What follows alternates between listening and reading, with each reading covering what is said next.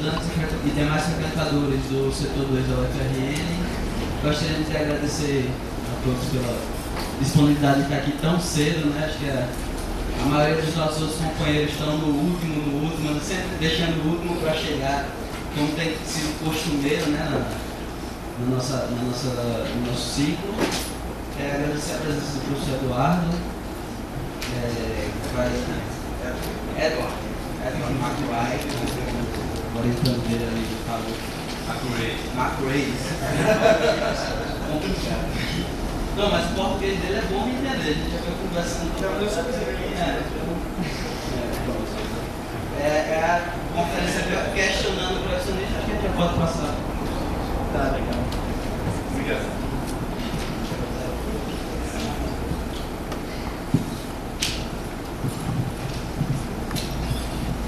Bom,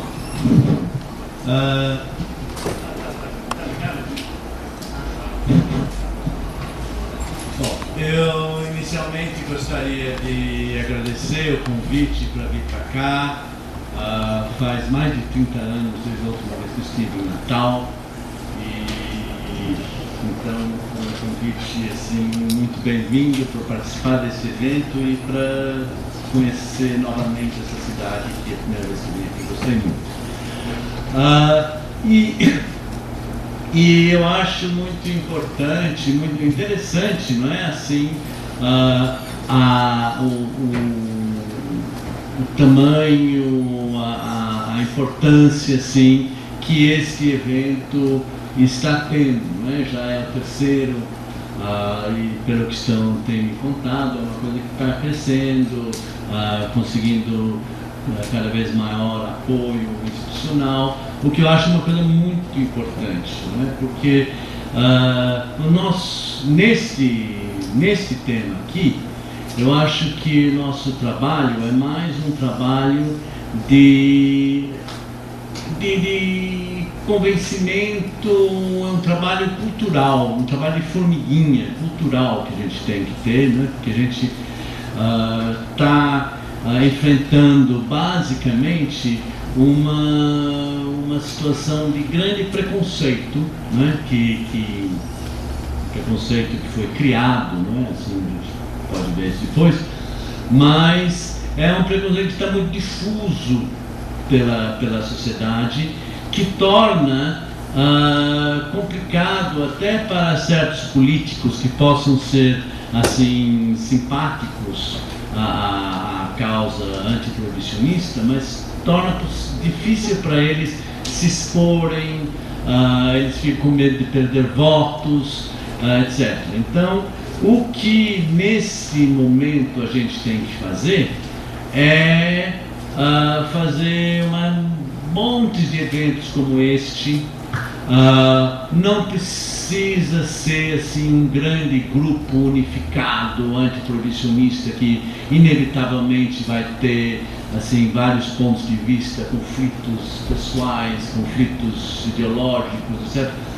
Se cada uma pessoa que tiver uma ideia de fazer alguma coisa, que se reúna com seus amigos e vá fazendo, não é? Assim, quanto mais vozes houver, mais posições assim meio diferentes houver, vai ajudar mais a difundir novas ideias a respeito da questão das drogas, e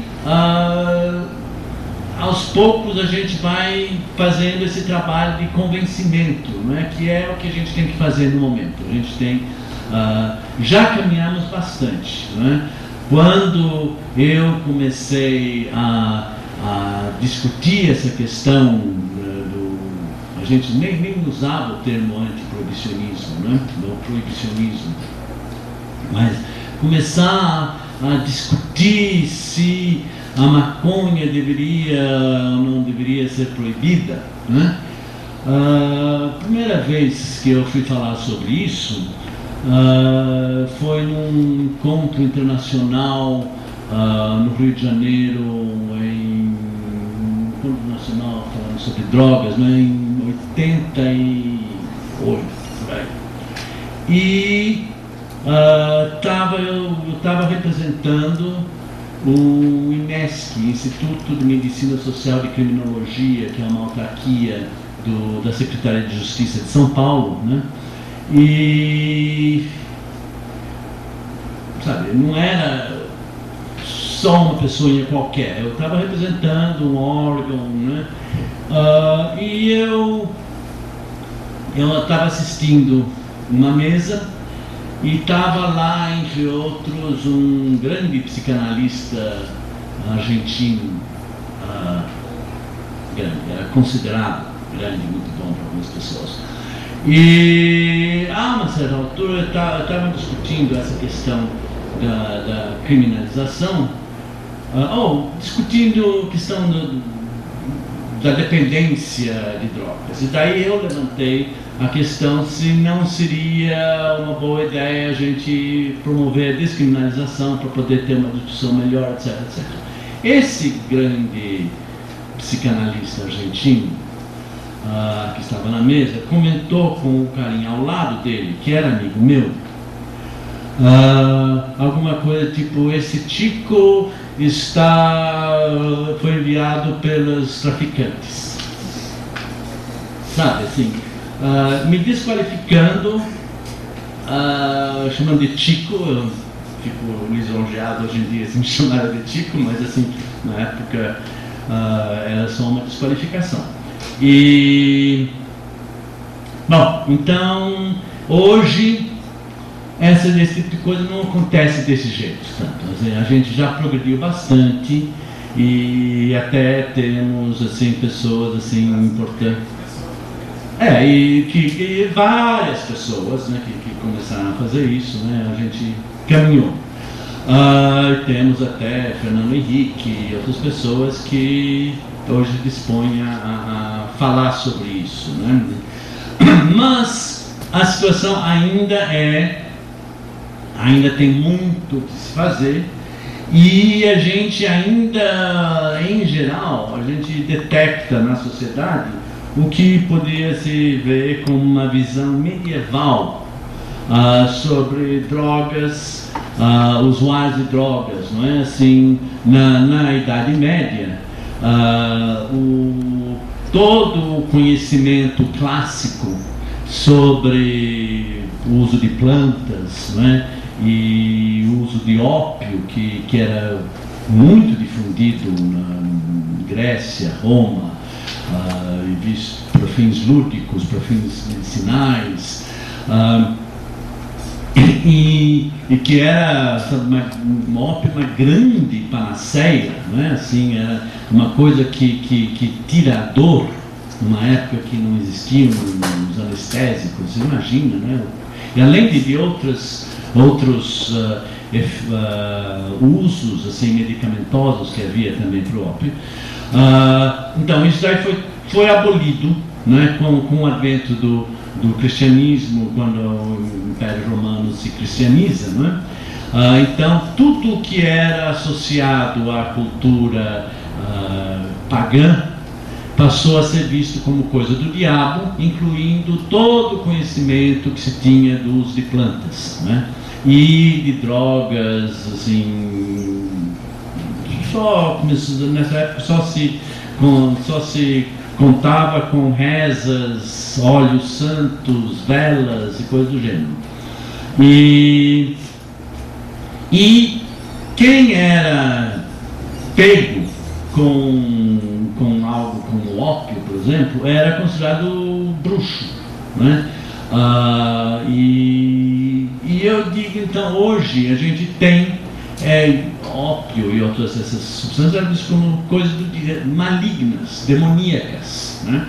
E hoje a gente tem ainda uma visão muito parecida. As drogas são vistas como entidades que atuam independentemente, têm vontade própria, né? São demôniozinhos que pegam uma pessoa, enfeitiçam a pessoa, e daí essa pessoa fica endemoniada, né? E deve ser, assim, tirada de circulação, deve ser desqualificada, as substâncias que ela usa igualmente, né? Então, hoje a gente ainda vê os usuários de drogas como pessoas, seja imorais, né, ou enfeitiçadas. Então, por isso que eu digo que a gente ainda tem uma visão assim que é bastante medieval. E a consequência disso, não é que nós temos atualmente umas 80 mil pessoas cumprindo pena por tráfico no Brasil. Não é? Isso é muita gente. E foi feito um estudo, eu até estava comentando aí com um amigo nosso aí, a Luciana Boateux e uma outra procuradora de Brasília fizeram um estudo sobre quem está sendo preso pela nova lei de drogas, né? E em sua grande maioria são jovenzinhos pretos pobres da periferia, né? Que não têm um passado de relação com o tráfico, pegos com pequenas quantidades, pessoas obviamente que seriam muito mais adequadamente consideradas usuários e estão cumprindo pena como traficantes. Essa daí é uma pesquisa muito interessante de se ler, de se estudar, porque mostra mais uma vez como essa nova lei de drogas, ela de fato aparenta ser uma coisa mais moderna, mais liberal, mas ela traz em seu bojo uma série de retrocessos, né? Acho que outras pessoas já falaram sobre isso, então eu não vou entrar muito nisso. Mas, então, a gente tem na nossa sociedade uma visão do usuário, então, como esse enfeitiçado, imoral, antissocial, e essa mesma opinião pública, não é?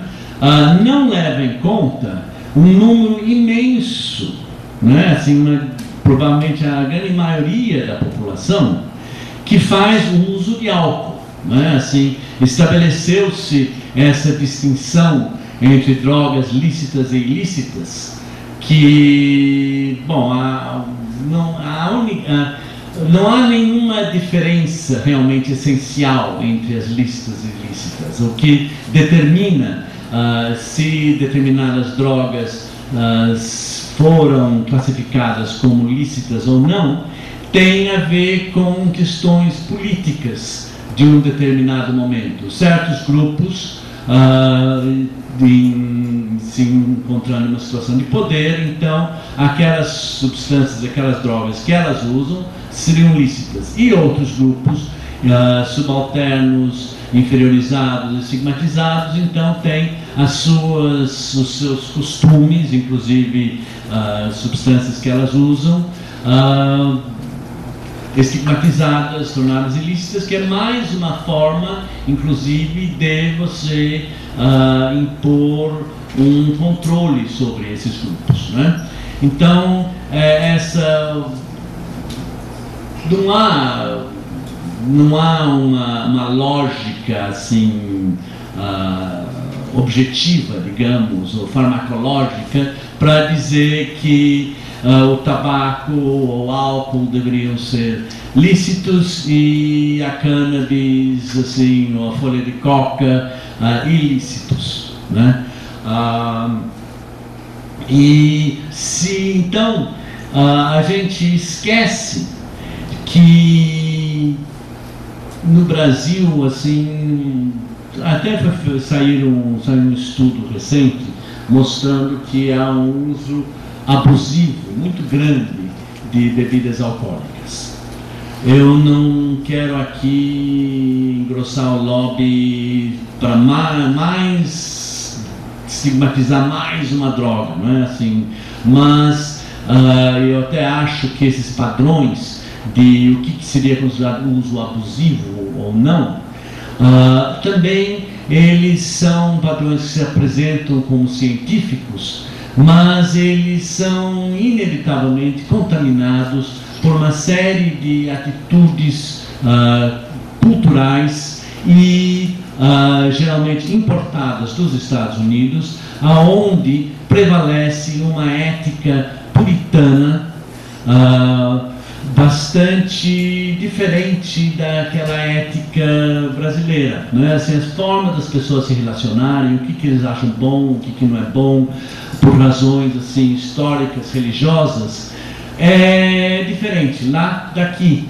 E nos Estados Unidos há uma, tradicionalmente, não é? A gente lembra que foi uma sociedade fundada pelos puritanos que fugiram da Inglaterra depois da derrota da Revolução do Cromwell, né? Eles foram expulsos da Inglaterra por serem demasiadamente radicais. Os que ganharam na Inglaterra eram os anglicanos, que tinham uma ética, uma visão de mundo assim muito mais próxima dos católicos. E a gente, bom, então esses puritanos que nem na Inglaterra conseguiram um espaço, né, fundaram esse novo país e essa nova sociedade, onde eles levaram essas ideias assim bastante rígidas e que de uma forma ou outra persistem até hoje, e são ideias assim que se via com grande desconfiança a música, a dança e a bebida. Então a gente deve até pensar, né, quando se lê sobre esse uso abusivo, né, não necessariamente a questão da dependência, mas assim que esse uso abusivo, assim, se eu for pensar assim em mim e grande parte dos meus amigos em Salvador, são todos grandes abusadores de álcool, porque assim você tomar assim mais do que umas 2 ou 3 doses por semana já é quase alcoolismo, né? Nessa visão oficial. Então a gente tem que sempre pensar de uma forma ampla e relativizadora, né? Mesmo nessas questões que são apresentadas como cientificamente objetivas. E aqui no Brasil, então, assim, em Salvador, assim, o Carnaval de Salvador é uma grande festa orgiástica completamente baseada na cerveja, né? Todo mundo bebe, assim, muito e curte, é uma coisa meio identitária de Salvador, o Carnaval, né? E essas pessoas que curtem o Carnaval e que têm orgulho do Carnaval são as mesmas pessoas que vão ser a favor da criminalização da maconha, que vão... A Prefeitura de Salvador fez tudo possível para evitar marchas da maconha, até recentemente, que agora é mais difícil, né? Mas é essa mesma prefeitura que vende cotas de patrocínio do Carnaval para cervejarias e trios elétricos com propaganda de cerveja, né? Assim, então é irracional. E bom, a gente vê que tem esse grande uso de cerveja. Claro que há um número de pessoas que têm problemas com isso. Existem os alcoolistas, existem pessoas que têm problemas, mas a gente novamente deve ver com um pouco de desconfiança, eu creio, a proporção que se diz, acho que são 10% dos usuários seriam já alcoolistas, mas isso é uma estimativa não baseada em entrevistas clínicas com as pessoas, mas assim em estatísticas. Se você preenche, sabe, tem umas 4, 5, umas 6 perguntas que inclui assim quantas doses você usa por dia ou por semana, assim, inclui se você já teve problemas com a polícia a respeito de bebidas, tem uma série de coisas sociais também, mas então se você responde de uma forma positiva, acho que é uns 4 desses 6 quesitos, você já é automaticamente, para fins estatísticos, considerado como dependente. E eu trabalho no CETAD, em Salvador, Centro de Estudos de Terapia do Abuso de Drogas, que é uma instituição assim, voltada para o tratamento de toxicômanos. E eu vejo, assim, é muito complicado esse diagnóstico de o que seria alcoolismo e igualmente o que seria toxicomania. Você querer fazer assim, de uma forma puramente estatística, já determinar que determinada proporção da população é dependente, sem você ter tido esse contato face a face, sabe, uma entrevista clínica mais aprofundada, eu acho que é completamente ilusório. Mas, então, só voltando a isso, que a gente encontra que entre nós, muitas pessoas fazem um uso de uma substância que é considerada uma com maior possibilidade danosa, digamos, o álcool, né? E convivem perfeitamente bem com isso, trabalham, têm famílias, têm namorados, namoradas, têm uma vida produtiva significativa, né? Então, a gente esquece, a população esquece de ver essa possibilidade, não é? Que, de fato, o uso de substâncias, sejam elas lícitas ou ilícitas, ela é regulamentada, controlada por uma série de controles sociais formais e informais. E os controles sociais informais são aqueles que são especialmente eficazes, não é? Assim, os controles, a lei e os representantes, aqueles que aplicam a lei, não é? A polícia, ou podemos pensar assim também os médicos, que eles só vêm em determinados momentos de crise, não é? Assim, quando há uma briga, quando uma pessoa assim, comete um desvario completo, daí se chama a polícia, ou então daí se pede uma intervenção médica, né, para a pessoa. Mas, passado aquele momento de crise, a polícia vai embora, ou a pessoa provavelmente vai ser devolvida para o seio da sociedade, e a sociedade continua a funcionar através de uma série de que eu chamo de controles sociais informais, né, que vão determinar, por exemplo, né, como nós nos portamos aqui nessa sala, a roupa que a gente usa, tudo que a gente faz, né? A gente às vezes se acha bastante livre, mas nós estamos conformando a uma série de padrões assim, culturais assim, que são recebidos e que são aplicados, né, assim, o tempo todo, informalmente. Então, a gente não deve deixar de lado esses controles sociais informais, que no fim são eles que determinam o tipo de uso que a gente vai fazer, seja de bebidas, seja de drogas ilícitas também. E são esses que a gente deve trabalhar, né? Aí os programas de redução de danos, eles têm uma abordagem muito mais interessante, né, do que simplesmente as abordagens repressivas.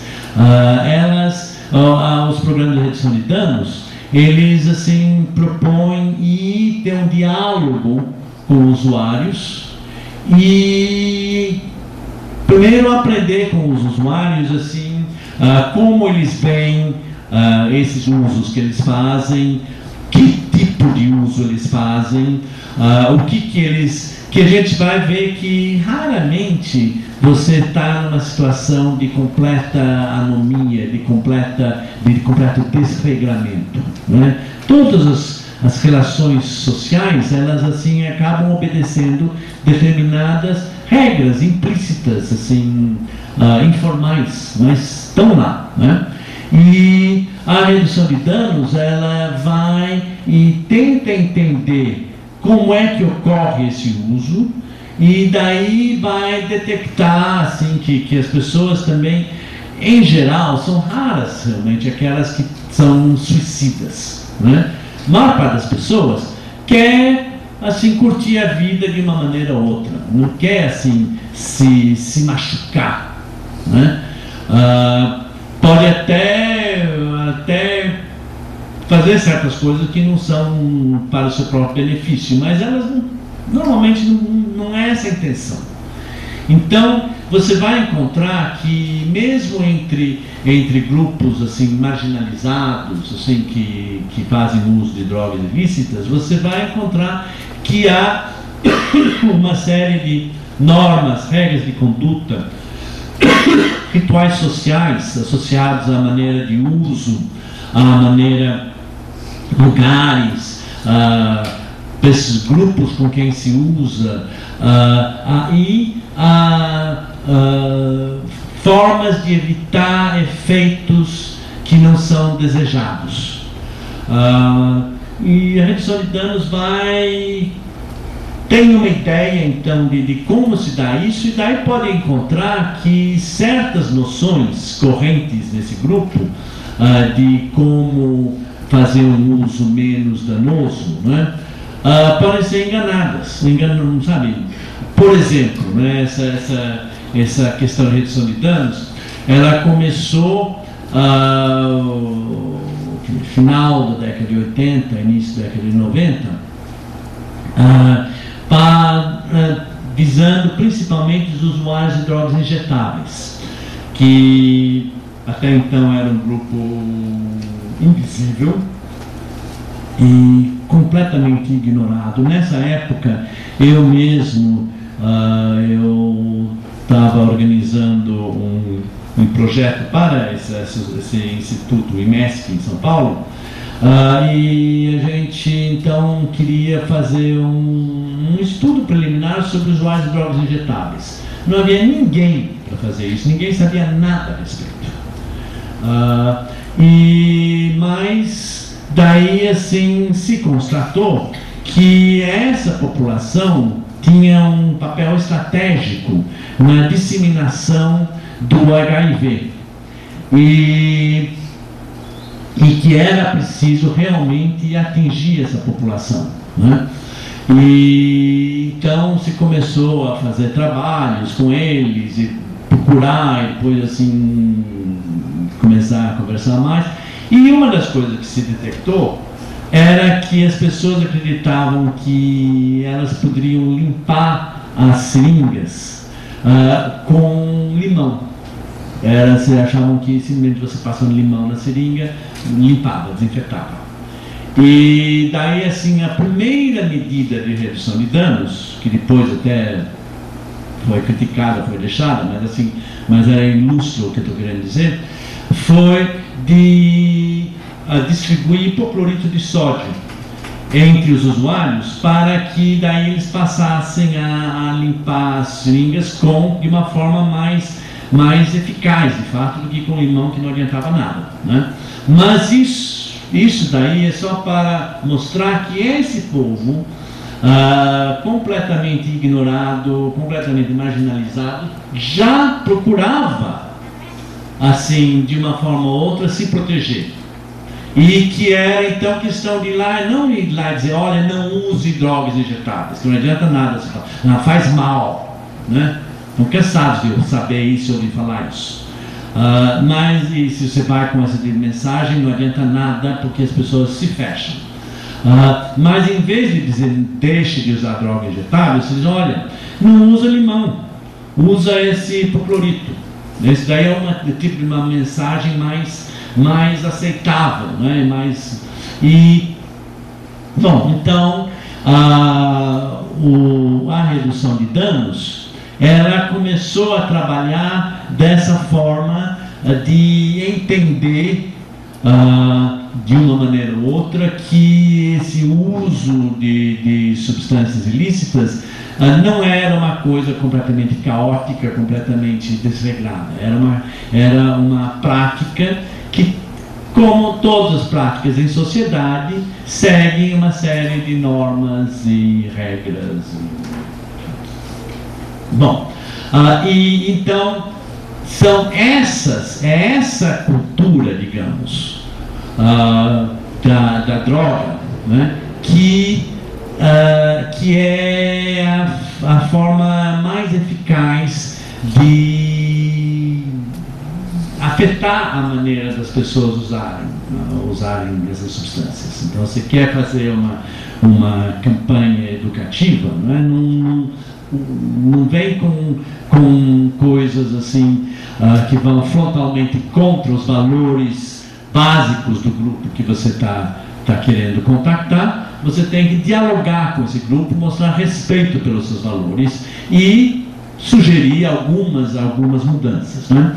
Mas essa visão, né, até hoje, né, redução de danos é visto com uma certa dificuldade, né? No governo Lula, nós assim tivemos a oportunidade de ver a redução de danos ser bastante aceita e se desenvolver, se disseminar pelo Brasil e pelo mundo, né, essa política de redução de danos. Infelizmente, nesse novo governo da Dilma, a gente está sofrendo um retrocesso.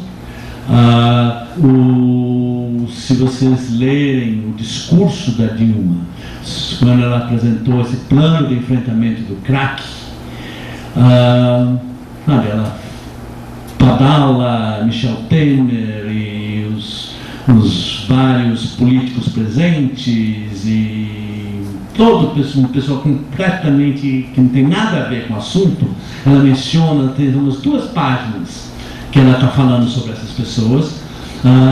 Rapidamente menciona a secretária de política sobre drogas, que foi uma pessoa que na época do Lula abriu o caminho um pouco para a redução de danos. Ela acabou sendo convencida da importância dessa abordagem, mas o resto de fala menciona ela. E daí vai falar sobre a necessidade de proteger e não sei o quê, mas não usa a expressão redução de danos. Isso na apresentação do programa. A gente vê, infelizmente, eu acho que a Dilma ela tem posições interessantes em termos de relações internacionais. Acho esse enfrentamento aos bancos que ela está fazendo aí atualmente uma coisa hiper interessante. Mas em termos de costumes, faça-me um favor, sabe? Eu também tenho interesse na questão assim do movimento gay E é um horror, né? Assim, o que está acontecendo, sabe? O kit anti-homofobia e essa história toda. E o que aconteceu, o Pedro Abramovay, né? Assim, Pedro Abramovay participava de um grupo de trabalho. Na época, eu era membro do Conselho Nacional de Política sobre Drogas. E o CONAD, então, tinha um grupo de trabalho instituído pela Paulina Duarte, a secretária, e presidido por ela, para discutir mudanças da lei. E foi através desse grupo, por exemplo, que eu conheci a Luciana Boiteux, e que fez esse estudo que eu falei há pouco sobre quem está sendo preso, etc. Então, e nesse grupo de trabalho a gente falava nesses termos, né? A necessidade de se mudar a lei, porque assim está se penalizando pessoas que têm nada a ver, e que isso daí realmente não está ajudando de forma nenhuma a controlar o uso de drogas, etc, etc. Pedro Abramovay participava desse grupo, não era uma pessoa que falava muito, mas ele era um representante do Ministério da Justiça, e era esse o papo nosso. Daí, assim, quando a Dilma é eleita, e daí ela nomeia Pedro Abramovay para ser o novo secretário de Política sobre Drogas, e ele vai e fala simplesmente aquilo que a gente estava falando no GT, e ela imediatamente corta a cabeça dele, não é assim? E hoje a gente não se tem esse tipo de discussão mais no Palácio Planalto, nas altas esferas assim, de Brasília, assim, o tema de descriminalização ou mudança, despenalização, sei lá, mudanças na lei, está uma coisa assim meio travada, devido à importância da bancada religiosa dando apoio ao governo, né? Então, a gente viu retrocessos em todas essas questões assim, podemos chamar de costumes, né? Bom,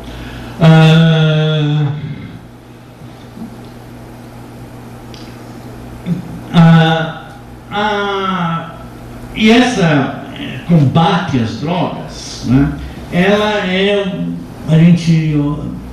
parece que foi uma coisa que sempre teve, né, mas a criminalização das drogas é uma coisa relativamente recente, e ela só passa a ser assim mais organizada a partir da década de 30, de 1930, 32, não me lembro exatamente a data agora, quando se estabelece uma comissão nacional assim, para lidar com os entorpecentes, e que era uma comissão basicamente voltada para o combate à maconha.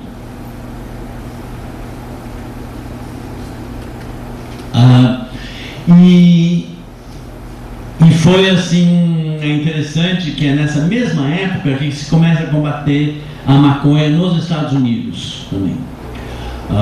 Ainda não vi nenhum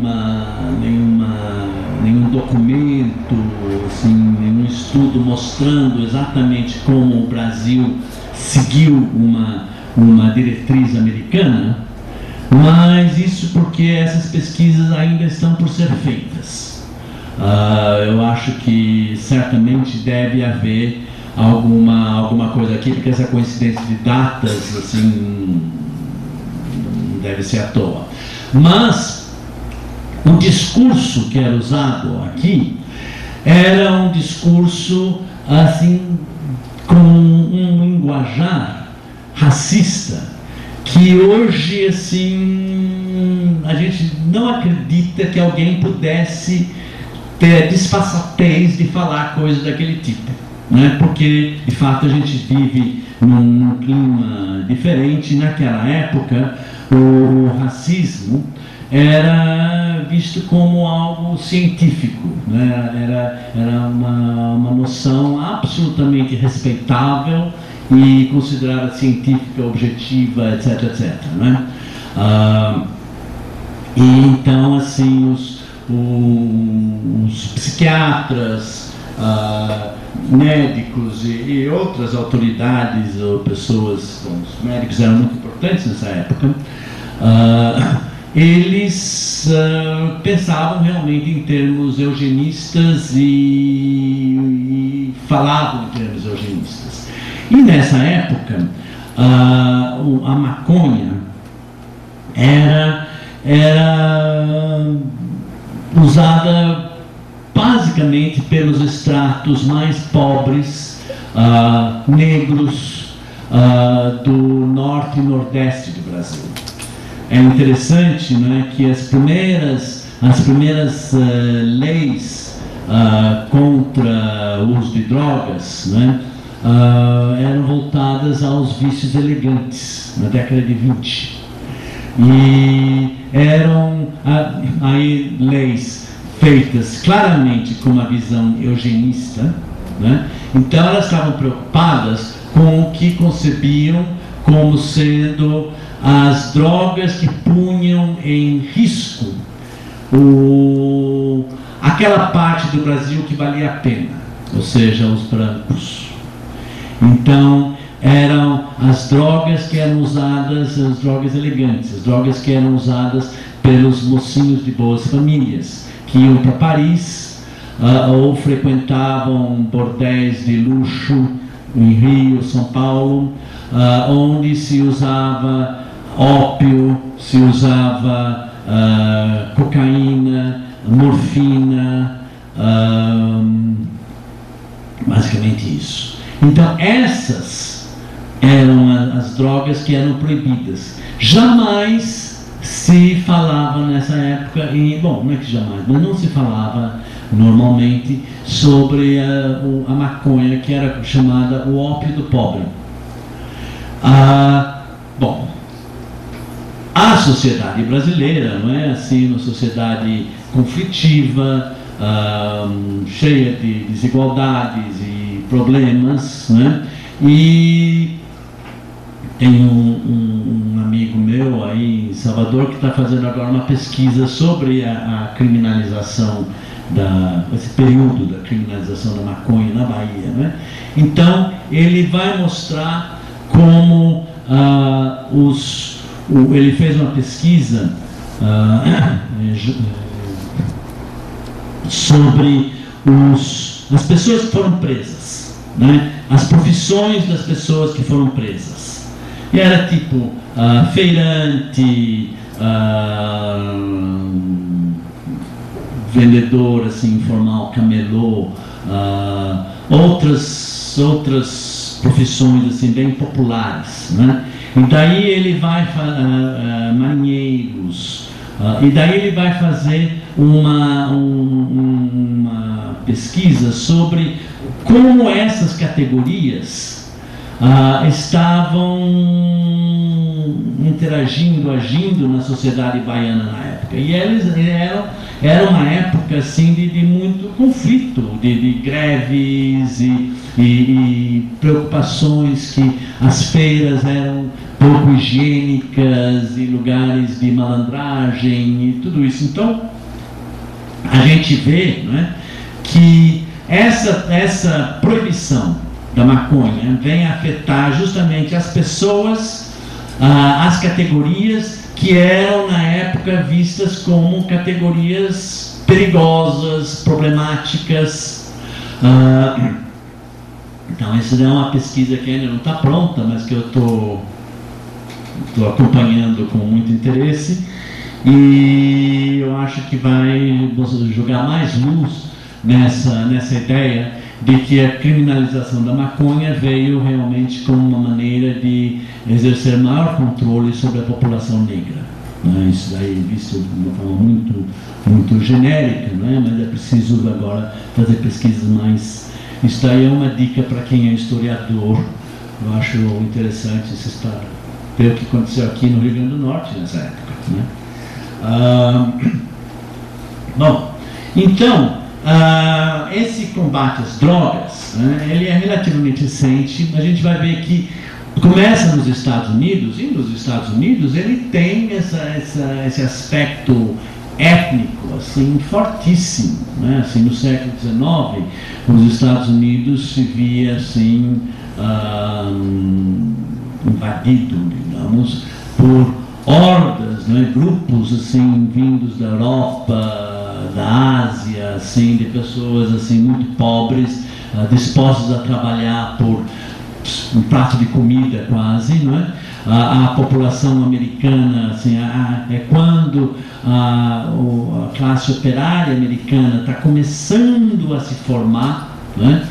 E daí começando a tentar se organizar em sindicatos e coisas assim, daí vem esses estrangeiros e parece que ameaçam isso tudo. Então há toda uma reação xenófoba, né? E você, nessa época, então, surge assim, um dos grupos que era visto como extremamente, assim, perigoso, né? Eram os chineses, que construíram as estradas de ferro do oeste americano, que foram muito importantes nessa colonização do oeste dos Estados Unidos, entre outros lugares. Mas, daí, assim, a primeira lei proibindo o uso de ópio, era uma lei que proibia o uso de ópio por chineses, né? Os Estados Unidos, eles, até recentemente, eles tinham leis, assim, étnicas, né? Assim, o apartheid que eles tinham até a década de 60, né? E posteriormente as campanhas contra, então falava-se que os chineses usavam ópio, enlouqueciam e saíam estuprando mulheres brancas. Daí, assim, outro problema era o uso da cocaína. A cocaína ficou muito barata no final do século XIX e era um uso disseminado entre os pobres também e principalmente entre a população negra.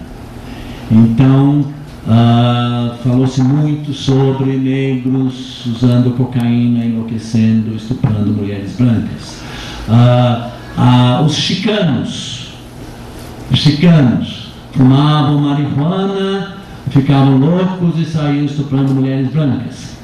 E, né, o mesmo discurso repetido várias vezes. E então esse uso étnico, né, para controle étnico da criminalização das drogas, o controle das drogas é uma coisa assim já vindo do século XIX que nós herdamos dos Estados Unidos. A gente deve lembrar também aí que essa questão de pensar numa igualdade multiculturalismo, essas são ideias bastante recentes, né? Assim, de aceitação bastante recentes, né? Até pouco tempo atrás não havia menor pudor em se falar, em se expressar preconceitos étnicos.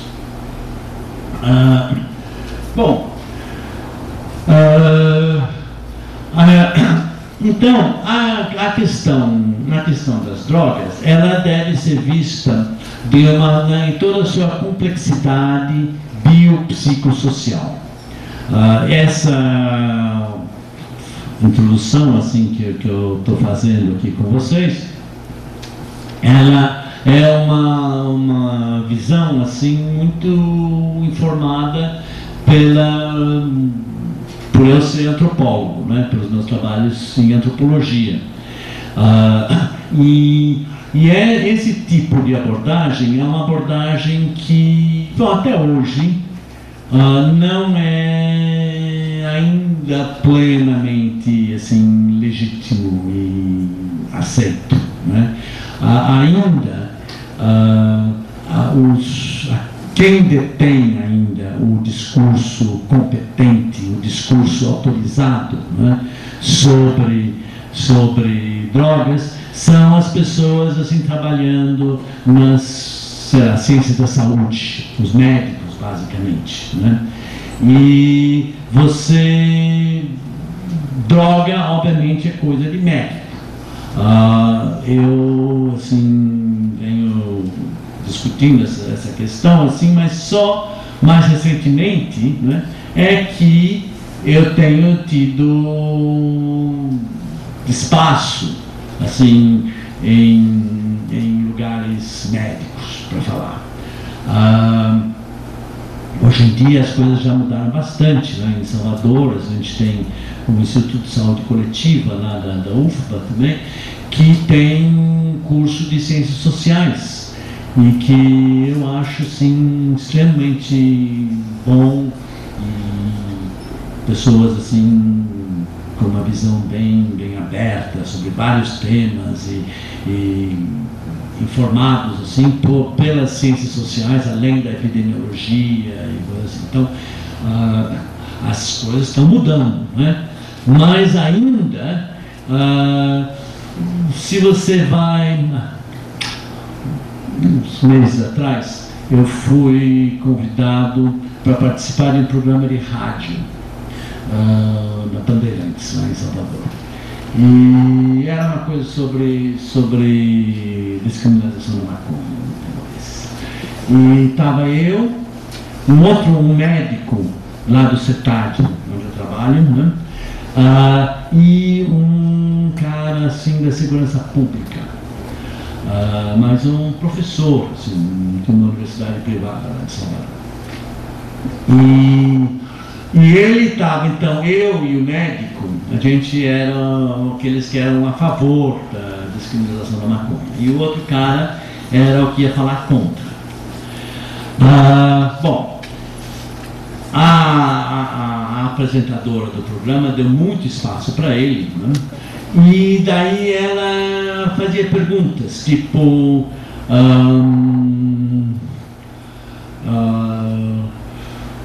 dependência da maconha tem cura? Coisa do gênero, né? E eu, assim, como antropólogo, então começava e falava, não sei o quê, contextualizava e relativizava. E assim, eles não queriam isso, porque só tinha 30 segundos para falar. Eu já estava, sabe, falando demais.